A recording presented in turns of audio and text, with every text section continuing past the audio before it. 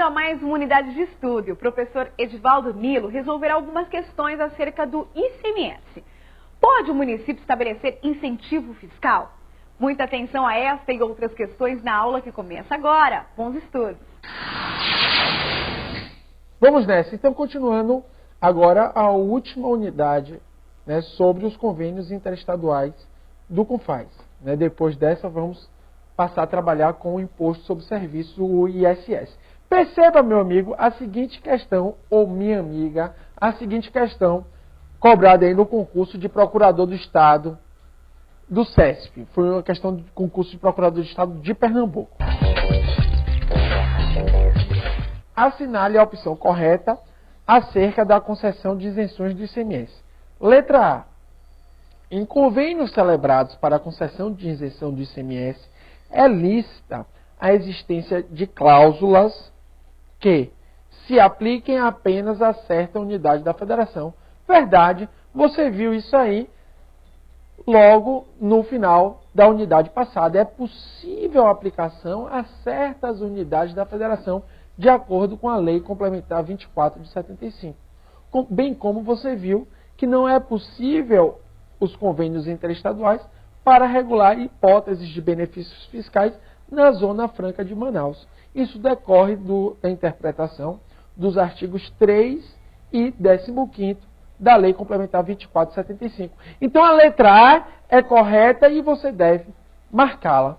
Vamos ver os erros das demais alternativas. Letra B. As concessões de isenções do ICMS efetivam-se nos termos de convênios celebrados entre os estados e o DF, mas a revogação das referidas isenções independe de convênio. Falso. Você percebeu que a revogação da isenção também depende de convênio. De como é a aprovação de uma revogação, Nilo? A aprovação de uma revogação, como você bem viu, é através de 4/5 das unidades federativas presentes, desde que presente a maioria das unidades. Ou seja, naquele exemplo que nós estabelecemos, foram convocados regularmente as 27 unidades federativas, compareceram 20. Se fosse caso de concessão, teria que passar pela aprovação unânime das 20. Agora, no caso de revogação, tem que passar pela aprovação de 4/5, ou seja, 80%. Nesta hipótese, 16 unidades federativas. Ok? Então, letra B está incorreta, porque a revogação também passa pela aprovação de 4/5 das unidades federativas presentes. Letra C. Aos estados que se abstiverem de publicar decreto ratificando ou não os convênios celebrados no prazo legal, não se aplicam os termos do ajuste. Falso! Você viu comigo que primeiro se publica dentro de 10 dias no Diário Oficial da União. Depois dessa publicação, o Poder Executivo tem 15 dias para publicar o decreto. Se ele não publicar, há uma ratificação tácita. O que é uma ratificação tácita? A ratificação pelo simples passar do tempo, pelo simples passar dos 15 dias, sem a publicação do decreto. Então veja que ela é falsa, porque a ratificação pode ser expressa ou tácita. E vai se aplicar, sim, os termos do ajuste. Letra C, falsa. Letra D. Os convênios sobre isenção do ICMS obrigam apenas as unidades da federação que, regularmente convocadas, tenham participado da respectiva reunião. Falso. Você também viu que tem que se convocar regularmente as 27 unidades da federação. Mas vamos supor que determinada unidade, o estado do Paraná, não compareceu, mesmo sendo regularmente convocado. As cláusulas vão se aplicar. O convênio irá se aplicar também ao estado que regularmente convocado não compareceu. Vamos supor que o Distrito Federal foi regularmente convocado e não compareceu. Irá se aplicar o convênio, sim. Então veja que a letra D está errada, porque diz que só obriga apenas as unidades da federação que tenham participado da reunião. Não. Inclusive as que não participaram, mas foram regularmente convocadas. Você vê que essa questão é muito boa. Por quê? Porque trata de todos os aspectos importantes da lei. Então, a letra D é falsa. Letra E. Cabe aos municípios conceder redução da base de cálculo do ICMS no que se refere à sua parcela sua parcela na receita do referido município. Vocês sabem que parte da arrecadação do ICMS vai para os municípios. Essa parte da arrecadação que vai para os municípios, o município pode criar um tipo de incentivo fiscal? A resposta é não.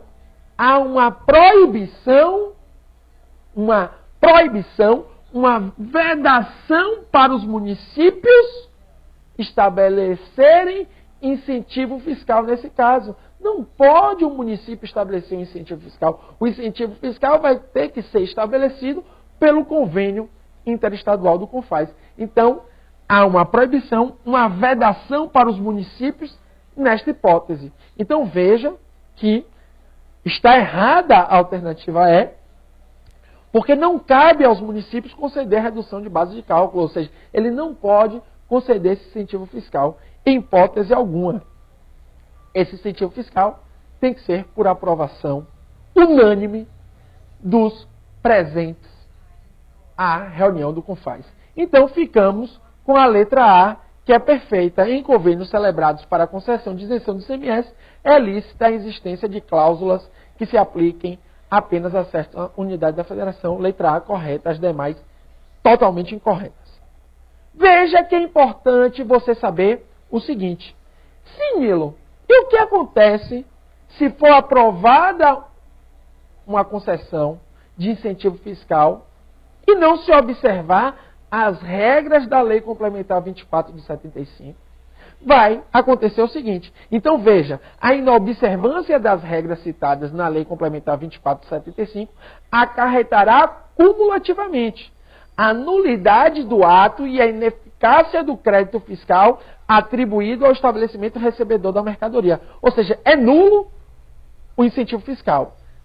Item 2. A exigibilidade do imposto não pago ou devolvido e a ineficácia da lei ou do ato que conceda a remissão do débito correspondente. Ou seja, é ineficaz a concessão desse incentivo se não for observada as regras da Lei Complementar 2475.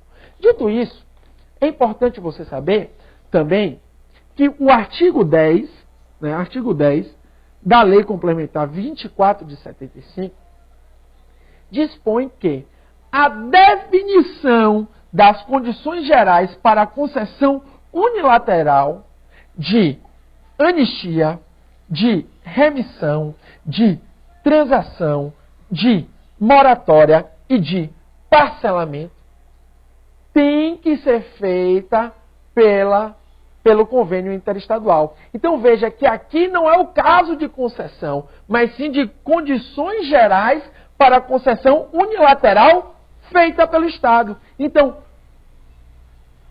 se um Estado quer estabelecer uma hipótese de anistia, que é uma hipótese de exclusão do crédito tributário, ou seja, o perdão da multa antes do lançamento, se um Estado quer estabelecer uma hipótese de remissão, que é o perdão tanto da multa como do tributo após o lançamento, se o Estado quer estabelecer uma hipótese de transação, que é um caso de extinção do crédito tributário por acordo, por exemplo, entre o contribuinte e o Estado, se o Estado quer estabelecer uma espécie de moratória, que é um caso de suspensão do crédito tributário, o que é a moratória? A dilação do prazo para pagamento do imposto antes do seu vencimento.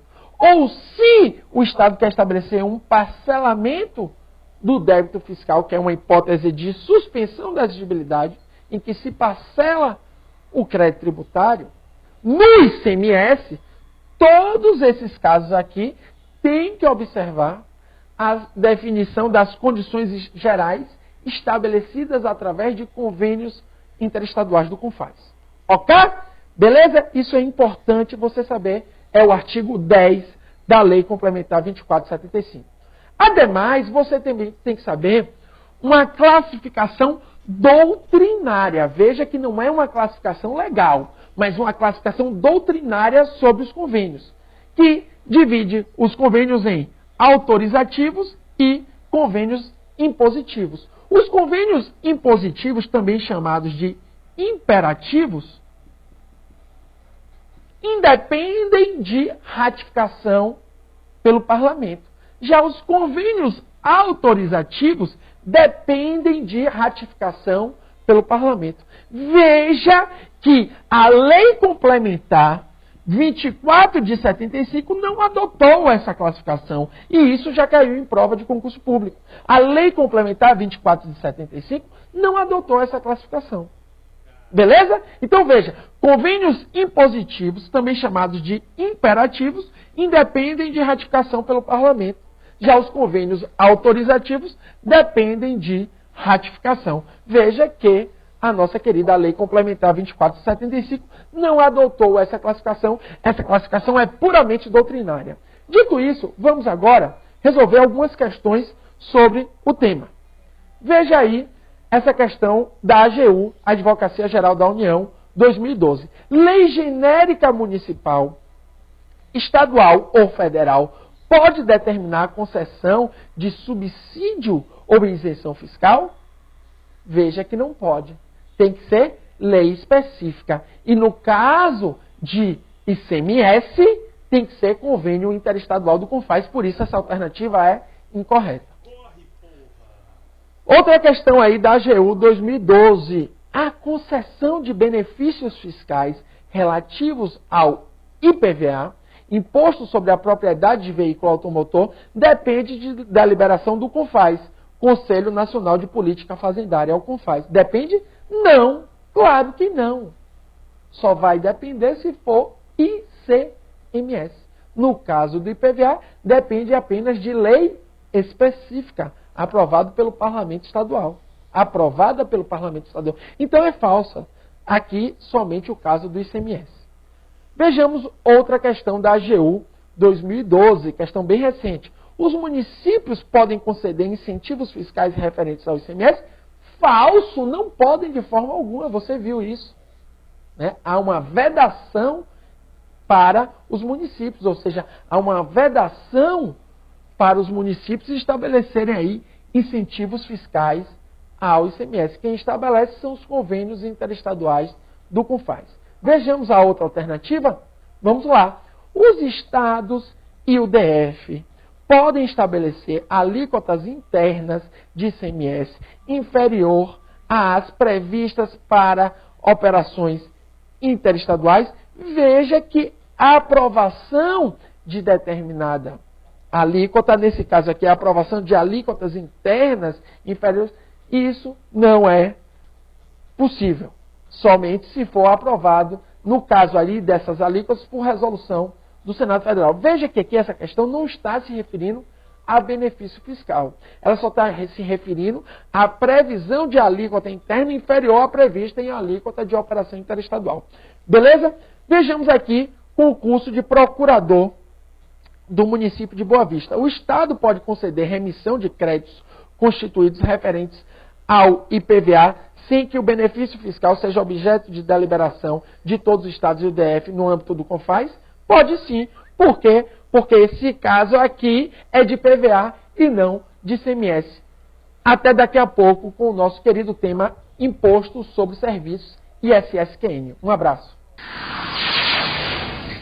Após as explicações do professor Edivaldo Nilo sobre ICMS, você já pode responder o quiz.